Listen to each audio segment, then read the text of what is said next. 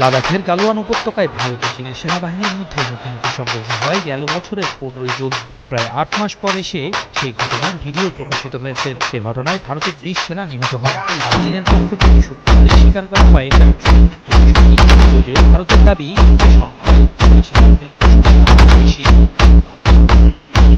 এ বিষয়ে অভিযোগ তুলেছে বেইজিং। সীমান্তে ভারতীয়রা শান্তি বজায় রাখতে ব্যর্থ বলে বলা হয়। সীমান্ত সংঘাতের জন্য সব দায়ী ভারতে। তারা এই আটবারের হামলা করে, এজন্যই সংঘাতের সৃষ্টি হয়।让人们了解事实真相。এরই মধ্যে প্যাংগং লেক এলাকা থেকে চীন সেনারা সবাই সরে গেছে বলে দাবি ভারতের।